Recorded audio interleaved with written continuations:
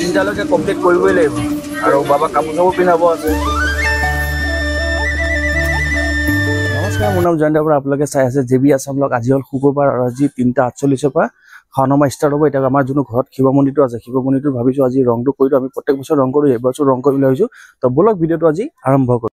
এতিয়া মন্দিৰটো চাই লওক আৰু ৰং কৰাৰ পিছত চাব কি ধুনীয়া লাগিব দেখিবৰ কাৰণে। আৰু 1 বছৰ হৈ গ'ল ৰং নকৰা, সেইকাৰণে ৰংবিলাকো উঠি গৈছে।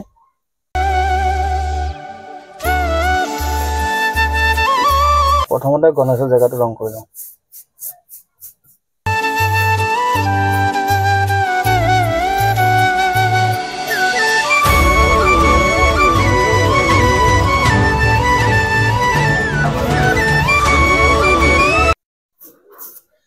$50% হ'ল ৰং কৰা আৰু 50% আছে আৰু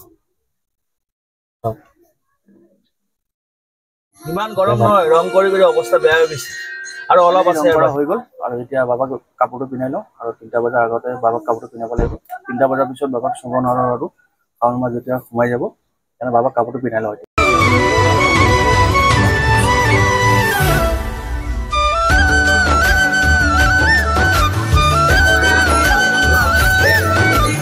কাপোৰ পিন্ধা হৈ গ'ল আৰু এতিয়া বাবাক কেনেকৈ লাগিছে আপোনালোকক দেখাই আছোঁ।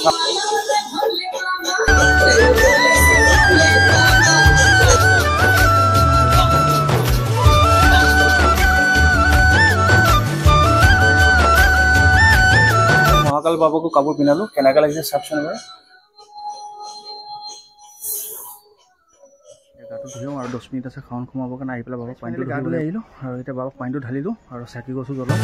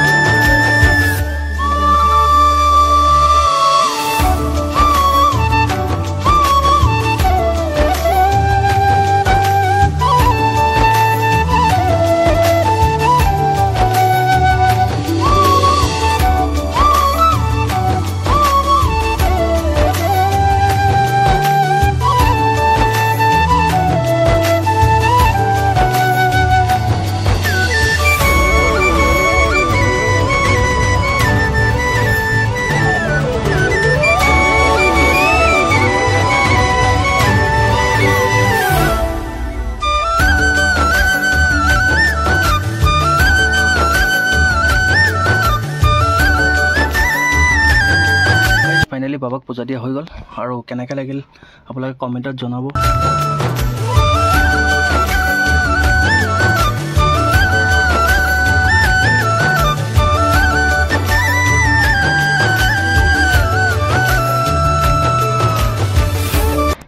গাইজ ফাইনেলি বাবাক পূজা দিয়া হৈ গ'ল আৰু আজিৰ পৰা নিয়ম ষ্টাৰ্ট। আৰু 1 মাহ পূৰা খালী ভৰি, গাত চাবোন নিদিওঁ। এইটো প্ৰত্যেক বছৰে এনেকৈ নিয়মেই কৰি আহিছোঁ আৰু এইটো বছৰো ধুনীয়াকৈ কৰি যাম।